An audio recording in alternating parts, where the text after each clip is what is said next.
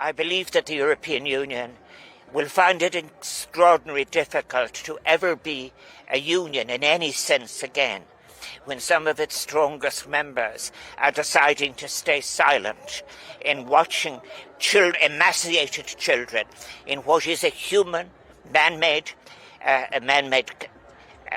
really atrocious infliction on people. I think something that is very interesting too is even the news media covering it today.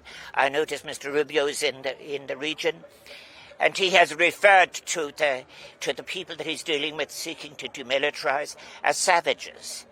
And I think when I have over the years now been looking back to that, my aunt was a nurse in the Middle East during the time of the British Mandate.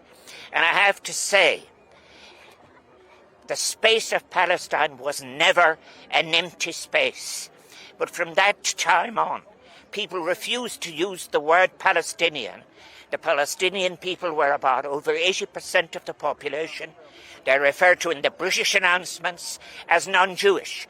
And I have stood myself in the West Bank and in Gaza and have found people who are afraid, who will not use the word Palestinian. They will simply say to you, they're just Arabs.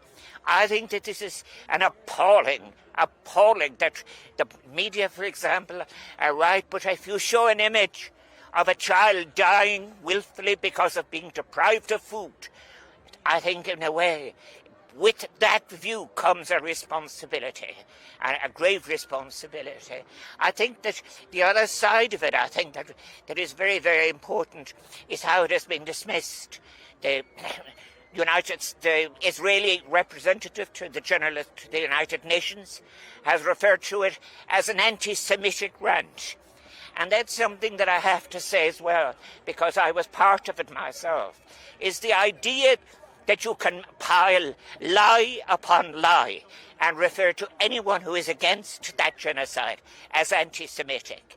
I stood alongside the President of Israel at the inauguration of Pope Leo, and I said to him that there were 2 consignments of Irish food. He told me they would be delivered within the day.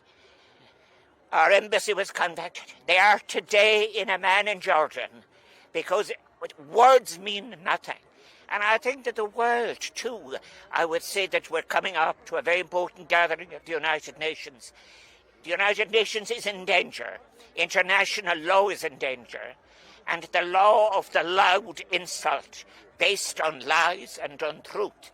The idea that, for example, that the militarily strongest must prevail in everything, in every aspect of life. You know, when I look around here, I've just arrived and I see it. And I see all the youngsters and all of they're dressed in their rural way. They know what they're about, and they're about celebrating life. But we cannot look on.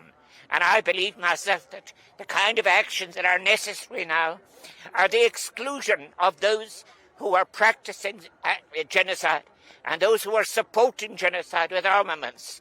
We must look at their exclusion from the United Nations itself.